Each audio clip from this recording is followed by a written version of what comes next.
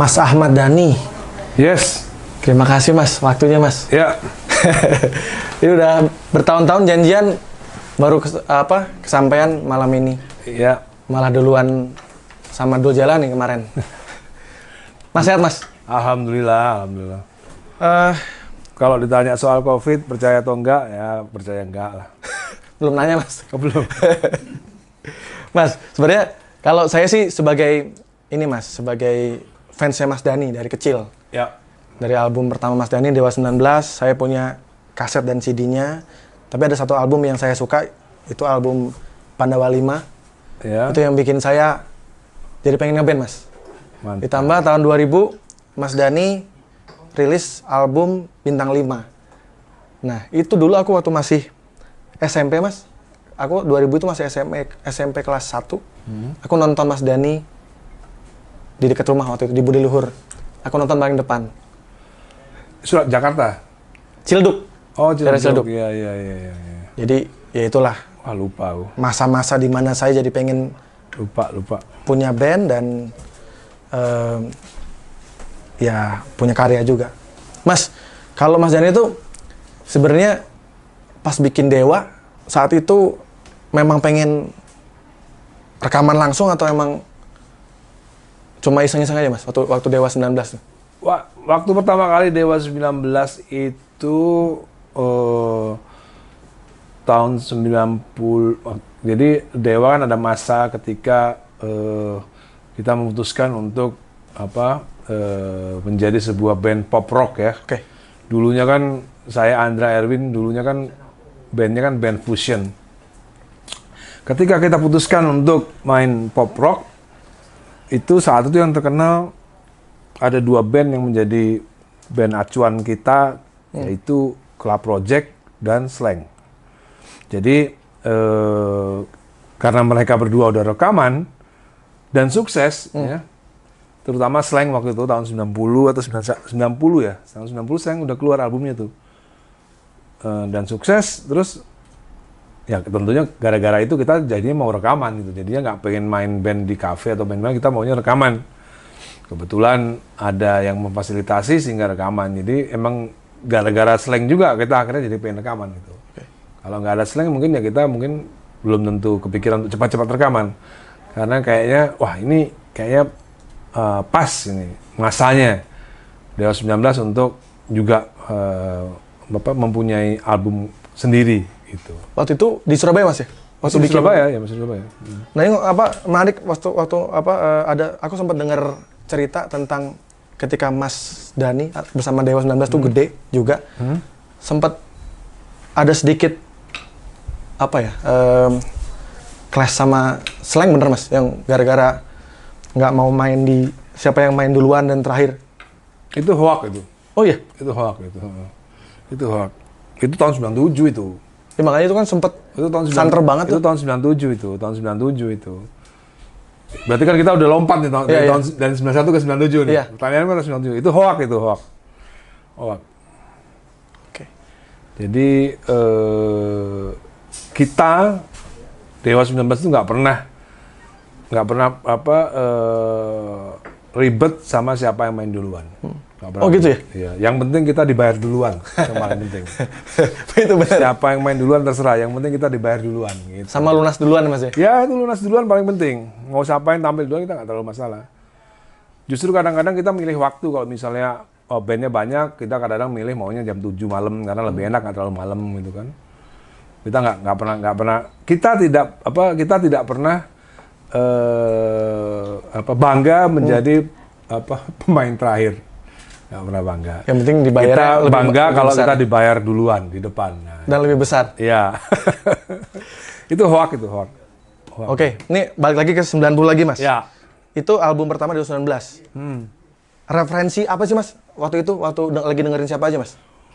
Waktu itu ya jelas, waktu itu kan semua punya pakemnya masing-masing ya. Ya Club Project kan bukan rock. Oke. Nah, waktu itu Slang pakemnya jelas seperti itu ya. Kita juga jelas pakemnya karena kita memang punya basic fusion. Ya, tentunya ya kalau band di luar negeri ya patokan kita kalau nggak Toto, itu atau Chicago, Oke. gitu udah. Itu panutan kita. Bahkan sekarang kita lebih Chicago. Dewa 19 sekarang kan pakai brass kan sekarang kan. Kalau dulu kan nggak pakai brass. Sekarang Dewa 19 pakai brass, ya lebih Chicago lagi sekarang gitu. Kalau apa kayak band-band klasik rock yang kan waktu itu kan hairband kan semuanya kan gayanya kan seperti itu Mas. Iya, dulu juga Rambut itu. panjang dengan lead gitar yang Ada dulu band merau-merau. tapi nggak terlalu terkenal, Roxus. Roxas. Roxus, pernah denger ya? Enggak. Ya itu, ya itu. Oh, lu tahu? Tahu lah. Oke. Itu apa? Maksudnya tahun itu jadi salah satu acuan lah tahun itu gitu. Nggak harus terkenal gitu, nggak harus terkenal. Ini juga salah satu acuan kita nih, benar. Ini dulu lagu yang terkenal nih. Sebentar. Nah ini susah dari CD EPH-nya nih. Apa nih Mas? Saint Paul. Saint Paul. Lagu yang terkenal nih. Tahun itu ya. Ini tahun berapa nih? 91. 91. Berarti musik yang populer di era itu juga mempengaruhi musiknya Mas Dhani di Iya. album itu ya. Loncat ke tahun 96. Itu album Pandawa 5 Mas ya. Iya. Kan kalau aku lihat album Format Masa Depan tuh kan masih nggak terlalu jauh lah sama lagu-lagu di album pertama ya. Apa maksudnya suasananya masih tetap pop rock yang dengan isian gitar yang lead gitar yang speed Mas Ya. Andra kan. Ya karena kita kan memang apa memang band apa ya? Memang band yang punya gitaris jago Ya. gitu. Punya band yang punya band yang gitarisnya jago, ya tentunya harus kita manfaatkan sebaik mungkin. Waktu tahun 96 itu Mas kan berubah tuh musiknya Mas. Secara progresi chord berubah. Sebenarnya dunia kan yang berubah. Dunia yang berubah. Waktu itu dunia berubah, musik berubah. Jadi ya kita juga mau nggak mau ya ikutan terbawa arus untuk berubah. Ikutan terbawa arus untuk berubah. Waktu itu musik dunia sama musik Indonesia itu ini banget apa? Intim banget gitu loh. Jadi apa yang terjadi di luar itu cepat sekali menularkannya ke kita gitu, ke Indonesia. Cepat sekali nularnya. Jadi nggak butuh waktu lama. Jadi kayak dulu tuh tahun 94, 95, 96, 97 itu apa yang menjadi seleranya Barat itu menjadi selera Indonesia juga waktu itu. Jadi ketika kamu tanya soal solo gitar ya tadi ya, Iya. ya kan? Tentunya ada simplifikasi kan, ada simplifikasi. Andra juga ikut-ikutan karena musik tahun itu memang seperti itu. Terus kita juga mulai kenal band. Jadi aku bawa band, Andra mengenalkan band favoritnya. Andra itu memperkenalkan band yang namanya Gin Blossom. Gin Blossom. Andra, Ya. ini ada band bagus Gin Blossom. Kita ketularan Gin Blossom. Kayak lagu-lagu kayak Manusia Biasa itu Gin Blossom banget itu. Gin Blossom banget. Follow You Down. Belum tahu lagunya judulnya apa ya. Ada juga aku ngenalin Andra juga Todd the Wet Sprocket. Pernah denger nggak? Todd the Wet Sprocket ada tuh. Oke, ntar saya Itu lihat. itu salah satu acuan-acuan kita di tahun-tahun 94, 95. Terus Counting Crows. Counting Crows. Itu kan band-band Amerika yang simple tapi asik gitu. Double S, simple dan asik. Double S.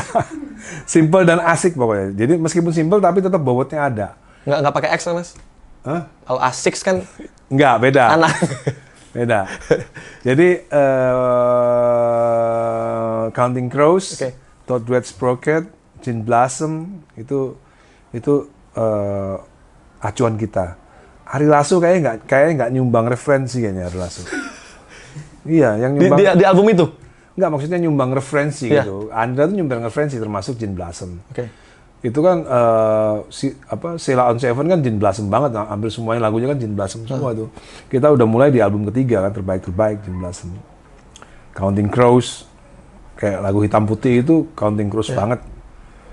Terus Manusia Biasa, Jin Blossom banget, Todd Duet Sprocket banget. Musik yang tidak elektronik. Musik yang tidak elektronik. Nggak tahu tuh jenisnya namanya apa. Itu satu geng semua ternyata. Jin Blossom, Todd Duet Sprocket itu satu geng. Musiknya mirip-mirip. Ada folknya Mas ya? Ya, ada folknya. Bener. Ya di situ memang solo gitarnya memang nggak menjadi gitar hero kan. Tapi udah main chord yang di lagu Cukup Siti Nurbaya masih ada lah. masih Sisa-sisa Van Halen fans, penggemarnya Van Halen masih ada sisa-sisanya gitu. masih ada Ya, masih ada lah. karena masih ada sisa penggemar band Van Halen. Terakhir kayak itu. Itu kayaknya mungkin harusnya di lagu album kedua harusnya itu. Sisa-sisa album kedua masih ada di album ketiga tuh Van Halen. Nah kalau di Pandawa 5 itu kan Nah Pandawa 5 tuh murni bener-bener pure alternatif. alternatif banget. Iya, Mas Lasso pure. juga nyanyinya kan nggak banyak ngambil not tinggi Mas. Ya, orang dulu lagu Kirana itu dulu lebih rendah dari itu kan. Sekarang kan Kirana kan di A minor kan.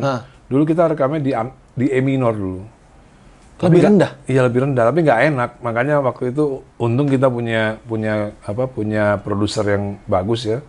Mereka bilang ini nggak enak nih di E minor, pindahin A minor lagi deh katanya. Akhirnya kita rekaman lagi tuh Kirana. Oh, udah sempat direkam versi E minor. Aquarius punya tuh versi E minor tuh dan nggak enak. Ari Itu Lasso harus kan ada suara rendahnya kan emang nggak enak Ari Lasso. Dan juga nggak dapet karena nggak ada teriakannya kan. Memang tetap harus A minor. Waktu itu kita sok-sokan eksperimen aja. Ternyata produser kita OO yang malah yang punya record company ternyata argumentasinya dia benar bahwa memang itu terlalu rendah dan harus take ulang lagi semua, full track semua kita take lagi rekaman lagi kecuali drum ya. Semuanya di take dari awal dan jadilah Kirana yang seperti kita dengar sekarang gitu. Jadi kadang-kadang kita juga nggak boleh keras kepala gitu kan. Kadang-kadang mereka lebih tahu lah. Mereka udah jualan kaset udah bertahun-tahun. Jadi Mas dulu cukup mendengarkan apa yang dibilang produser ya saat itu ya? Iya dong. Mas, di album itu kan ada beberapa lagu ciptaannya Mas Erwin Pras ya? Nah, Itu lagu apa aja ya? Yang kalau nggak salah? Kirana kan? Kirana. Ciptaannya Erwin. Kamu satu-satunya ciptaan Erwin. Aku cuma bikin lirik aja tuh. Oh, notasi yang bikin Mas Erwin tuh? Erwin juga. Erwin tuh ternyata juga Aku Milikmu juga yang bikin notasinya Andra juga. Di Kirana itu aku cuma bikin lirik. Kalau Aku Milikmu? Aku Milikmu itu Andra ritme, aku nada sama lirik. Aku Milikmu. Terus Kamu Salah Satunya aku juga bikin lirik.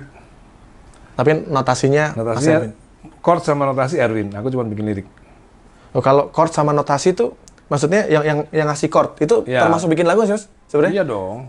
Yang ngasih chord itu bikin lagu juga berarti Bikin ya? lagu juga. Berarti kalau ditulis harusnya yang bikin chord juga. Iya. Karena kan selama ini aku taunya Biasanya music. Music. Music itu biasanya chord dan nada. dan notasi. Dan notasi biasanya music. Words, lirik gitu. Nah ini musiknya semua total Erwin, words-nya aku. Gitu. Oke. Nah, perpindahan habis itu Mas Lasso kan keluar. Ya. Nah, aku sih belum tahu detail sih kenapa saat itu Mas Lasso keluar. Sebenarnya kenapa sih Mas? Oh ya dia minta keluar dari tahun 95 dia minta keluar emang. Dia mau minta keluar maksudnya mau untuk konsentrasi bisa memulihkan keadaan ya. Keadaan supaya tidak tergantung narkoba lagi gitu. Tapi waktu itu kita belum ada pengganti jadi ya kita tahan-tahan terus sampai akhirnya dia udah nggak kuat tahun 98 dia keluar terus kita selama setahun itu nyari pengganti dapatnya Once terus sambil rekaman selama dari tahun 98 99 baru 2000 keluar. Dan Mas Once itu sebenarnya sudah ada di albumnya Mas Dhani yang Ideologi Sikap Otak kalau nggak salah. Aku Jadi lupa backing. Lupa aku. Yang lagu Oh itu nggak di album itu. album apa itu? Itu di album aku sama Andra kan Ahmad Dhani dan Oh. Andra Ramadan dan Ahmad Dhani. Itu tahun Itu 99. Ya maksudnya Mas Dhani sebenarnya udah menyiapkan itu. Iya. Berarti Mas Dhani emang selalu begitu ya? Sudah ketika sudah vokalis itu sudah udah mau keluar, Mas Dhani udah menyiapkan lagi calon penggantinya. Tapi kalau buat istri enggak loh, aku enggak kayak gitu. Oh, enggak gitu ya? Enggak, buat istri enggak. Cerai dulu, baru ada penggantinya. Sebenarnya mau ngomong itu, cuma kan aku nggak enak, Mas. Kebetulan Once kan rumahnya deket sini. Once kan tetanggaku, Once itu. Once tetanggaku, terus kita sama-sama nongkrong, udah lama nongkrong bareng sama Baby Romeo. Terus waktu Ahmad Band 98 kan Once backing vokal di Ahmad Band dulu. Jadi setiap aku show, Once dulu jadi backing vokal sama Baby Romeo. Bayarannya lumayan lah, 1,5. 150.000. Kira-kira 1,5 juta. Udah gede juga tuh zaman itu ya? Tahun 98 lumayan lah. Daripada kerja di kantor, kan sudah backing aja gitu. Mas, itu kan di album yang setelah Mas Once keluar, Mas Lasso keluar tuh album apa ya terakhir? The Best.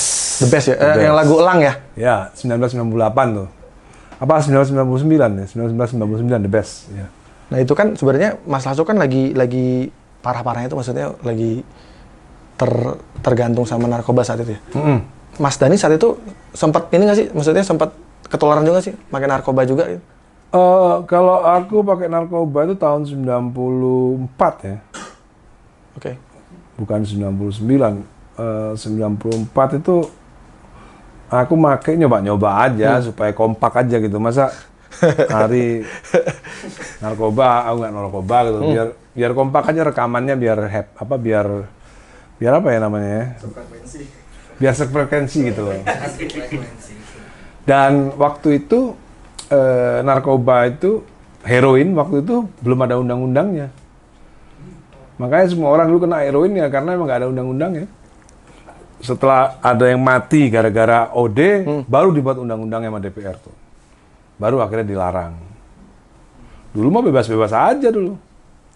Ya sempat ngerasain lah Mas ya? Iya. Tapi nggak nyuntik ya, kalau Ari Lasso kan disuntik.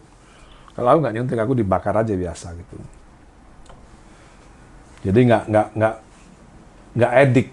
Kalau udah disuntik tuh bahaya. Kalau disuntik tuh edik. Nah Mas, waktu itu kan sebenarnya yang aku tahu, Dewa itu kan nama bandnya sebenarnya Dewa kan, nggak ada 19 kan? Iya. Nah itu benar 19 judul album. Iya. Itu sebenarnya kan kalau zaman dulu ada Chicago kan album 17, Iya. 18 gitu kan. Itu kalau ini emang terinspirasi dari itu nggak sih? Enggak, kalau Chicago kan itu album ke-18, ya. album ke-17. Kalau Dewa bukan album ke-19. Umurnya 19. Umur 19, tapi ya kan? sempat Jadi, album pertama Dewa judulnya 19. Album Dewa pertama yang bertitelkan 19 gitu. Tapi orang bacanya Dewa 19, Dewa 19, ya, akhirnya jadi Dewa 19. Akhirnya malah orang ngiranya itu nama bandnya Dewa 19. Iya, padahal namanya Dewa sebenarnya bandnya. Oh ya, ada meme juga tuh. Dewa 19, Covid 19. Iya, viral itu. Kalau Corona Kirana. Kalau Covid Corona, Dewa 19 Kirana. Tadi kan udah ngomongin tentang Mas Lasso yang akhirnya keluar karena narkoba. Nah di album Bintang 5, aku dengar cerita di saat itu Mas Dhani baru bisa ngebeli rumah. Itu benar Mas? Oh. Iya, itu benar di album itu ya? Benar ya, benar. Kenapa Mas? Itu kan album di zaman itu kan albumnya kan 1, 2, 3, 4 itu kan meledak semua sampai itu sampai 5 ya? Iya. Sampai 5 kan album kelima kan? Album berapa ya? Kalau nggak salah, aku juga lupa ya. Album berapa ya? 4. Album 4. Dawa 5 kan tahun 2000. 96. Bintang 5 ya, Bintang 5 2000. Dari album itu aku beli rumah ini, rumah yang Pondok Indah. Pondok Indah. Kenapa Mas baru bisa kebeli rumah? Karena kan harusnya kan di album itu kan meledak semua tuh lagu-lagunya. Aku juga lupa itu uangnya pada kemana ya. Karena aku kan juga perlu belajar juga Mas. Sekarang itu yang namanya kita belajar ekonomi ya, politik ekonomi. Kenapa kita harus belajar? Jadi gini, dulu dengan tahun 2000 ya, tahun 2000 itu jualan kaset laku 2 juta ya, laku 2 juta kaset itu. Saya sebagai produser, pengarang lagu, dan pemain band juga, itu bisa beli rumah di Pondok Indah seluas 500 meter. Oke. Sekarang kamu harus laku berapa kaset supaya bisa beli rumah di Pondok Indah? Nah, makanya kita penting belajar politik dalam ekonomi dalam perspektif politik. Itu kita harus mikir. Kenapa kok sekarang dengan jual 2 juta kaset nggak bisa beli rumah di Pondok Indah?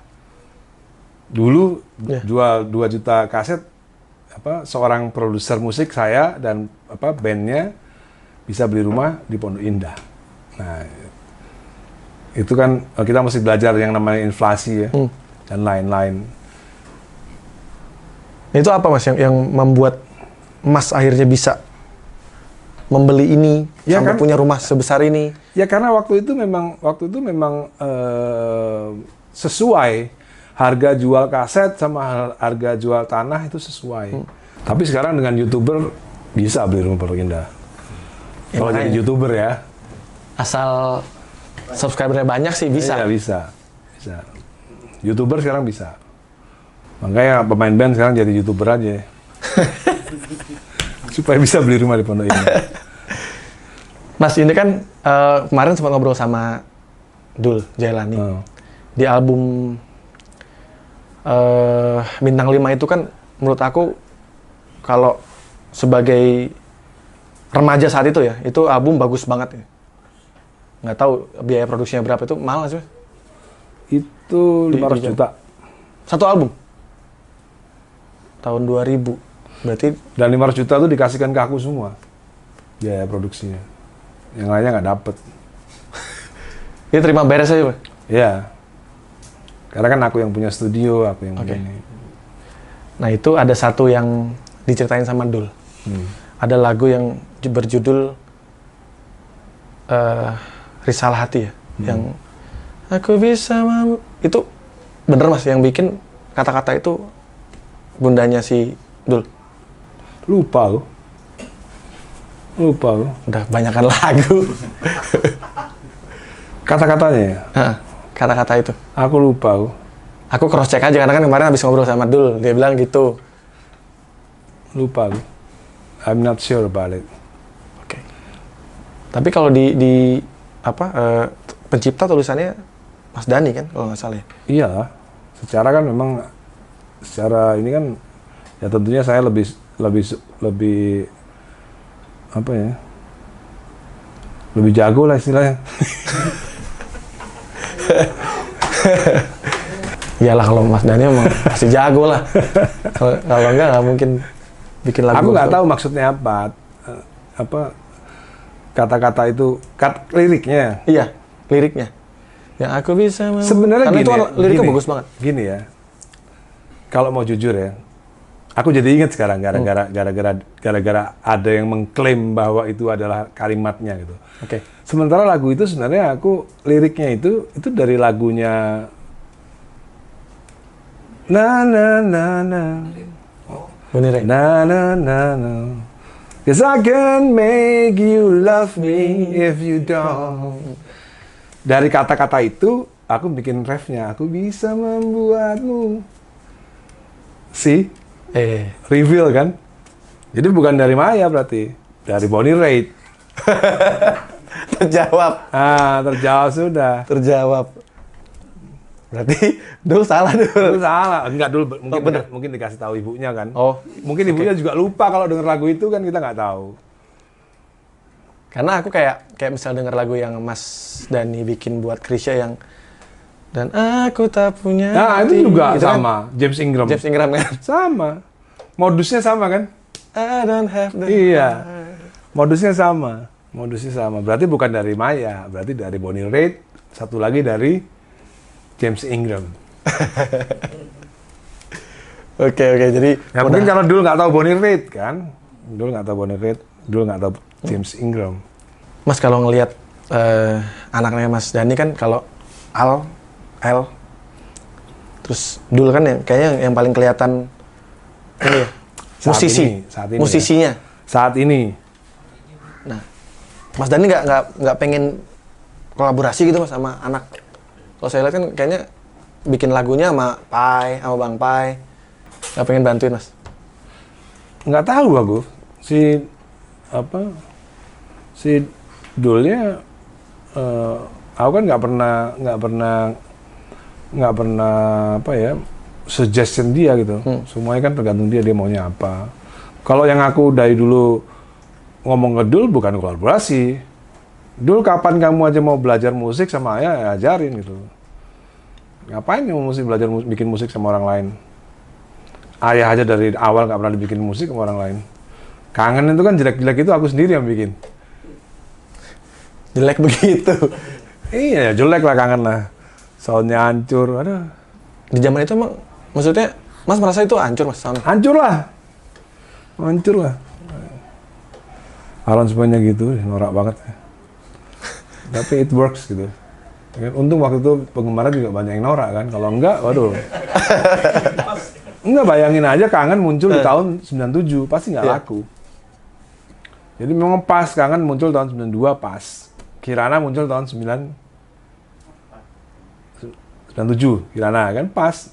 Album Bintang 5 muncul pas tahun 2000, pas banget gitu. Terus terakhir Dewa keluar Bukan Cinta Manusia Biasa tahun 2010, nggak pas. Penontonnya mulai goblok lagi. Downgrade udah. Semenjak itu Dewa nggak bikin lagu lagi udah. Iya, padahal menurut Dewa 19 itu lagu paling keren dari Dewa 19, liriknya paling keren, video klipnya paling keren, aransemennya paling keren, nggak laku, gitu. Atau mungkin saat itu di tahun 91 ya Mas, itu kan Malaysia kan juga menyerang Indonesia juga tuh lagu-lagunya. Tahun 91 itu generasi-generasi yang baru lulus SMA itu dulunya tuh penggemar Skid Row, terus penggemar glam rock lah waktu itu semuanya kan lagunya gitu semua. Banyak deh, Winger, White Lion, gitu. Pas, masalahnya pas itu. Elias. Nah, Elias ya. I need you now. What I can say. Tahun itu memang, jadi pas Dewa keluar tahun itu pas banget gitu. Terus masuk musik alternatif kan juga masuk ya, kita berubah, pas lagi berubah. Ya maksudnya ketika waktu itu ada band-band Malaysia yang masuk ke Indonesia, itu jadi keren banget gitu kan? Ya, benar. Mas, ini aku tadi upload foto dan memancing pertanyaan dari netizen Mas, yang budiman. Sambil kita cari pertanyaan yang seru, Mas, kalau haters buat Mas apa sih Mas? Kan Mas Dhani kan juga termasuk yang kontroversial kan, selalu melakukan hal yang luar biasa lah, ya nggak ya maksudnya. Kalau sekarang hatersku tuh cebong kalau sekarang itu. Cebong tuh yang? Hah? Cebong, Jokower itu hatersku sekarang. Menanggapinya gimana Mas? Ya nggak usah ditanggapi, lah ngapain ditanggapin? Cuek aja berarti. Iya. Kalau dulu aku pertama kali punya haters tuh, ini sejarah haters ya. Yeah. Sejarah haters tuh pertama kali punya haters itu waktu aku mencat Aksan kalau nggak salah. Wah, itu mulai ada haters. Itu zaman itu belum ada sosmed kan Mas? Belum ada, cuman udah ada hatersnya. Kalau haters zaman dulu tuh gimana Mas? Saya pengen tahu juga. Di era itu haters tuh ngapain gitu? Maksudnya ngirim surat kah atau? Oh, dulu haters zaman dulu keren. Aku lagi manggung dia gini dulu. Wah, ya kan? Jantan. Iya. Aku juga jantan, langsung terbang aja, langsung aku pukulin juga di saat itu. Dulu hatersnya jantan dulu. Banyak lah peristiwa-peristiwa yang membuat aku punya haters, termasuk salah satunya mencat Aksan dulu. Mencat Ari Lasso ya mungkin ada gitu kan. Yang terakhir mencat istri itu juga punya haters banyak.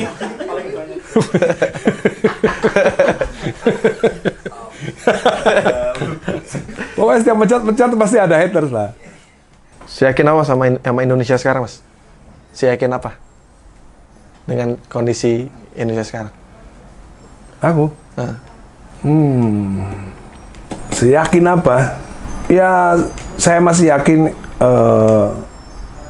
somehow Indonesia will survive. Gitu. Jadi yakinnya itu ada satu mujizat yang membuat Indonesia will survive. Gitu. Karena kalau dilihat hitung-hitungan sebenarnya agak berat kalau lihat hitung-hitungan. Tapi ya Indonesia selalu punya way out yang tidak pernah kita sangka-sangka. Kayak dulu tahun 45 tiba-tiba Hiroshima Nagasaki dibom, Indonesia jadi merdeka. Gitu. Jadi kita berharap ada keajaiban lah. Kalau nggak ada keajaiban, saya nggak yakin Indonesia saya nggak yakin, saya yakin tentang Indonesia gitu. Kalau nggak ada keajaiban. Gitu. Tapi menurut Mas saat ini gimana Mas? Pandangan Mas? Kalau saat ini ya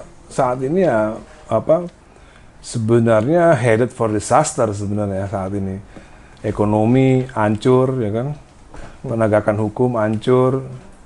Mudah-mudahan aja ada mujizat itu, miracle. Mudah-mudahan ada miracle yang bisa membuat kita keluar dari segala macam ini gitu. Karena memang kalau kita mau ngomong lebih serius lagi, memang Indonesia didesain untuk nyungsep. Kalau kita bicara lebih serius ya, itu bisa dilihat dari depresiasi rupiah terhadap dolar. Indonesia ini yang paling parah depresiasinya dibandingkan dengan negara-negara yang lain. Kalau kita nggak teliti membacanya, kita nggak sadar bahwa kita itu sedang disungsepkan. Bahasa Indonesianya apa ya? Disungsepin. Bahasa Indonesia apa ya? Jorokin. Beda, kalau jorokin beda. Bikin terpuruk. Ya dibuat terpuruk, sengaja dibikin terpuruk. Gitu. Oleh siapa kita nggak tahu, tapi indikasinya jelas. Itu bisa dilihat daripada depresiasi rupiah terhadap dolar. Itu sampai 4.000% depresiasinya dari tahun 70 sampai sekarang. Dibandingkan negara-negara yang parah lain cuma 600%. Kita 4.000%. Dan itu akan terus menurun dolar dan jadi sebenarnya kita ini sebenarnya falling from grace. Kita ini sedang jatuh tapi kita nggak sadar. Dan nggak sadar kalau kita sedang jatuh gitu. Dari mana indikasinya? Ya lihat aja depresiasi dolar terhadap rupiah itu aja. Cukup, nggak usah bahas yang lain. Dan cuma Indonesia satu-satunya negara di Asia ini, Southeast Asia ini yang nilai tukar rupiahnya terus terpuruk. Sampai kapan kita nggak tahu. Dan apakah ada mujizat yang bisa membuat rupiah jadi baik, kita nggak pernah tahu. Gitu. Ya, ini kayaknya saya harus lebih mendalami lagi soal ini. 4.000%, mungkin 4.000%. Mungkin 4.000%. Antara 3.800 sampai 4.000%. Mas, kalau dikasih kesempatan jadi presiden, Mas pengen berbuat apa untuk Indonesia, Mas? Ya, saya sih nggak berharap saya jadi presiden. Saya berharap seandainya kan. Saya berharap punya presiden yang mengerti soal seni budaya. Itu aja sih. Saya ingin punya presiden yang punya pemahaman dan pengetahuan soal seni dan budaya. Karena selama ini kayaknya belum pernah Indonesia punya presiden yang mempunyai pemahaman soal seni dan budaya itu yang cukup aja nggak ada gitu. Apalagi yang highly intelektual terhadap seni dan budaya. Itu kita butuh pemimpin yang seperti itu. Gitu. Nggak harus aku. Jadi kalau kamu tanya misalnya harapan aku misalnya kalau jadi presiden ya tentunya ya Indonesia beruntung punya presiden seperti saya karena saya punya pengetahuan seni dan budaya yang sangat tinggi gitu. Sementara ini Indonesia nggak pernah punya presiden yang punya pengetahuan seni budayanya itu tinggi gitu. Itu penting karena membangun peradaban itu lebih sulit daripada membangun jalan tol. Orang dengan kemampuan konstruksi semua bisa membangun jalan tol, tapi membangun peradaban itu yang nggak gampang. Jadi kita butuh presiden yang punya pengetahuan terhadap peradaban, itu penting. Jadi membangun peradaban itu lebih penting daripada membangun jalan tol. Membangun peradaban itu jauh lebih penting daripada membangun sekedar infrastruktur gitu. Kalau membangun infrastruktur semua bisa, orang duitnya tinggal ngutang ya kan. Tapi kok membangun peradaban itu nggak gampang. Nah, kita butuh orang yang dengan volume otak yang lebih untuk bisa menjadi orang yang membangun peradaban gitu. Ada kandidat, Mas? Hah? Ada kira-kira siapa yang punya peluang untuk menjadi seorang itu sekarang ini? Kalau menurut pandangan Mas Dhani, selain Mas Dhani ya, kalau Mas Dhani kan tadi udah bilang, Mas Dhani punya. Sekarang banyak lah, sekarang banyak. Ya mesti Contohnya? belajar. Ya menurut saya yang muda ya, kita nggak ngomong yang tua lagi. Yang muda ya Anies Baswedan punyalah soal pengetahuan tentang seni dan budaya. Fadlizon juga punya pengetahuan tentang seni dan budaya gitu. Mungkin nanti akan muncul lagi tokoh muda yang punya pengetahuan soal seni dan budaya, nanti mungkin kita nggak tahu. Saat ini ya buat saya yang punya concern, mungkin dia nggak punya pengetahuan terhadap seni dan budaya, tapi dia punya concern. Jadi kalau misalnya presiden ini punya concern, dia akan pilih menteri-menteri yang juga punya pengetahuan seni dan budaya kan gitu. Yang paling penting itu. Oke, Mas. Ini saya mau milih beberapa pertanyaan, Mas ya. Ya. Dua pertanyaan deh. Waduh, nanyanya aneh-aneh. Nggak apa-apa, yang aneh-aneh seru. Nanya gini, Mas. Apa itu? Bacain aja. Nggak ini loh. Kenapa palanya botak? Ya karena keren. Makanya kan maksudnya nggak jelas gitu nanya begitu. Jelas dong. Jelas itu. ya? Jelas lah. Kenapa palanya botak ya kan? Karena pede. Orang kalau jelek nggak mungkin dibotakin rambutnya. Cuman orang keren yang berani kepalanya botak. Masuk akal. Iya. Andra aja belum berani botak. Coba Ari Lasso dibotakin coba pengen tahu. Bisa bayangin ya Ari Lasso botak kepalanya. Saya juga nggak pede, Mas. Dan saya nggak keren, Mas. Pak Dhani udah mandi belum? Nah ini aneh nih. Mandi wajib udah. Oke, ini ada dari Ars Barus. Mas Dhani, Pearl Jam atau Nirvana? Pearl Jam. Mohon dikasih alasannya, kenapa, Mas? Aduh, aku juga bingung tuh. Kalau dulu sih Pearl Jam, tapi sekarang mungkin setengah-setengah kayaknya. Kalau dulu sih Pearl Jam ya kalau dulu. Kalau sekarang setengah-setengah. Apa yang bikin Mas Dhani memilih Pearl Jam? Waktu itu ya. Waktu itu kan karena hitsnya lebih banyak aja sebenarnya. Tapi sekarang aku 50-50 sama Nirvana. Oke. Karena Nirvana itu memberikan, sebenarnya sama-sama sih. Sama sih, Pearl Jam dan Nirvana itu nggak bisa milih dua-duanya. Tapi kalau disuruh milih Stone Temple Pilots, mungkin aku lebih milih Stone Temple Pilots. Kalau untuk, gini ya, Scott Weiland. orang kan milih kan karena ada alasan-alasan tertentu. Kalau buat alasan vokal, itu yang lebih cocok ke aku itu Stone Temple Pilots. Oke. Yang lebih cocok gitu. Jadi kalau suruh milih, aku lebih milih Stone Temple Pilots. Karena apa? Karena vokalnya lebih cocok buat aku. Gitu. Nirvana aku nggak cocok, Pearl Jam aku nggak cocok. Gitu. Alasannya cuma itu aja.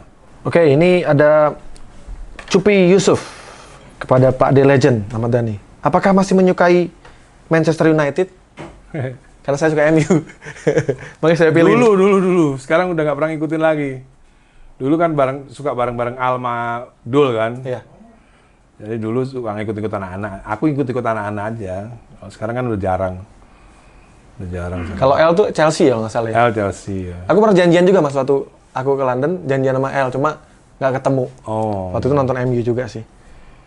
Kalau klub bola Liga Indonesia sama, Mas? Kalau aku sih Dulu atau sekarang mungkin? nggak terlalu ngikutin aku. Dulu Niak Mitra dulu. Niak Mitra. Tahu nggak Niak Mitra? Tahu. Tahu ya? Tahu.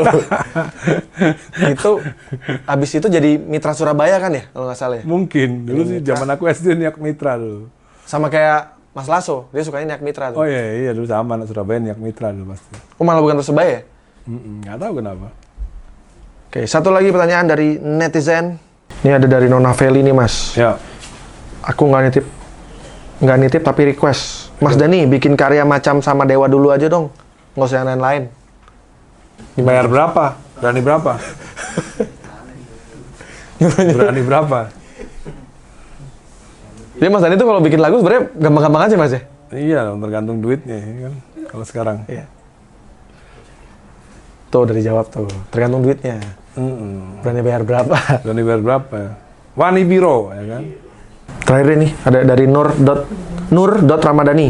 Yo. Inspirasi Mas Dhani saat menciptakan lirik Surga dan Neraka. Saya sama Chris ya? selalu menolak ketika dipuji bahwa itu liriknya bagus. Bagus Mas, lagu Jika Surga dan Neraka. Aku bilang itu bukan lirikku. Itu sebuah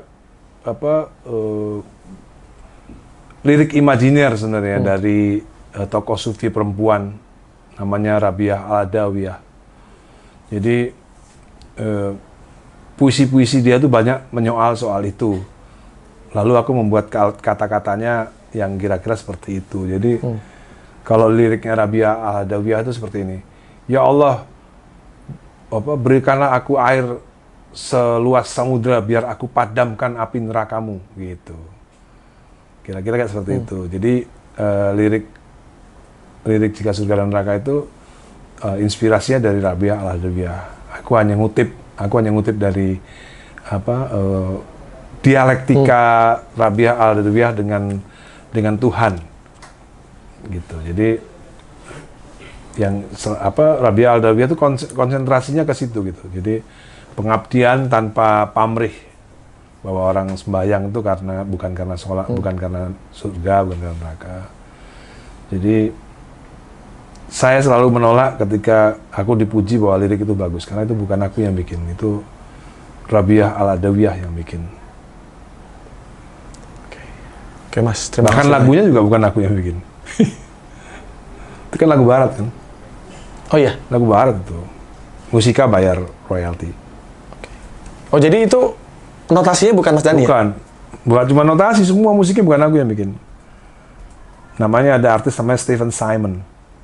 Itu ada sih dia situ.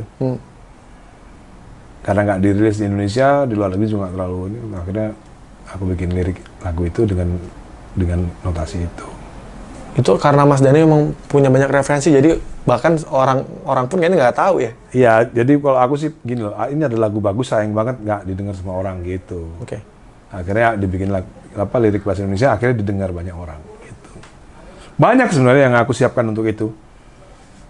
Apalagi sekarang di era YouTube kan lebih gampang, aku tinggal rilis di YouTube, orang biar denger. Banyak. Total koleksi berapa sih kalau dihitung? Apa itu? Koleksi Wah, belum pernah fisik. ngitung aku. Belum pernah ngitung. Puluhan ribu ada nggak? Enggak, kalau puluhan ribu sih enggak kayaknya. Ribuan pasti ya? Iya. Ribuan pasti. Kalau DVD musik mungkin aku bisa klaim aku yang paling lengkap. DVD musik ya. DVD konser, musik? DVD musik ya, DVD musik. musik. Kalau CD aku memang nggak, aku cuma mengkoleksi yang aku suka gitu. Jadi aku nggak asal beli.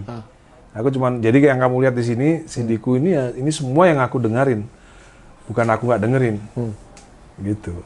PH juga sama? PH semua musisi, semua band yang aku suka, yang aku beli. Yang aku nggak suka ya nggak beli. Oke. Gitu. Jadi sebenarnya bukan kolektor ya sebenarnya. Kalau kolektor kan apa aja dibeli gitu. Yang penting rak penuh. Kalau aku enggak, kalau aku emang aku dengerin. Dan memang yang aku dengerin ya segini banyak gitu. Nggak nambah-nambahin. Makanya aku bisa tahu waktu Andre Taulany lihat mau pengen tahu Demu, aku tahu situ soalnya. Baru Nata soalnya jadi tahu. Kalau ada yang hilang satu, tahu ya Mas ya? Tahu Tahu ya? Tahu. Barang-barang itu sama aku tuh punya hubungan yang unik. Aku pernah di usia 30-an.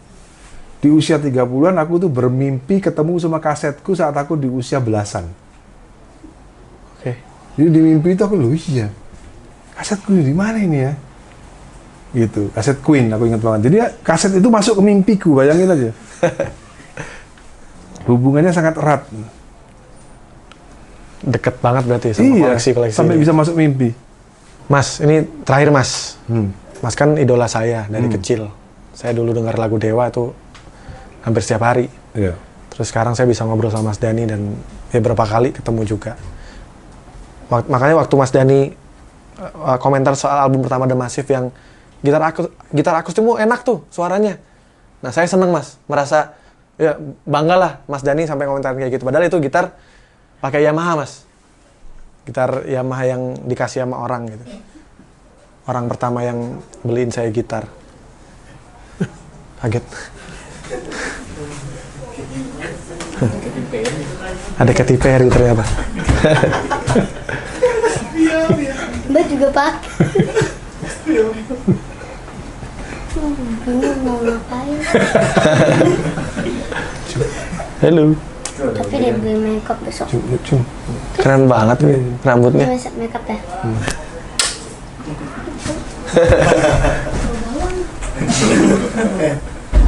Bau bawang. Mas, pesan-pesan buat saya mas, sebagai musisi yang pasti memulai karir jauh. Lebih dulu Mas. Pesan-pesannya keep exploring aja, terus explore, terus berkarya, jangan banyak main, karena waktu itu nggak nunggu gitu. Kadang-kadang tiba-tiba udah seperti yang kita omongin tadi, tiba-tiba udah 15 tahun, tiba-tiba 10 tahun, bayangin aja. Kalau setiap hari kita isi dengan berkarya kan bagus, gitu kan. Dan juga jangan lupa menikmati hidup gitu. Dulu waktu zamannya Dewa sering konser, aku kan nggak menikmati hidup dulu. Dulu zamannya Dewa belum banyak konser, aku beli CD, bisanya beli CD cuma 1-2, mampunya beli CD cuma 1-2, ada waktu untuk dengerin. Ketika Dewa sibuk, duit banyak, beli CD bisa puluhan, tapi nggak ada waktu untuk dengerin. Nah, itu yang paling penting kan itu. Bagaimana kita bisa menyeimbangkan antara cari uang dan leisure, menikmati hidup.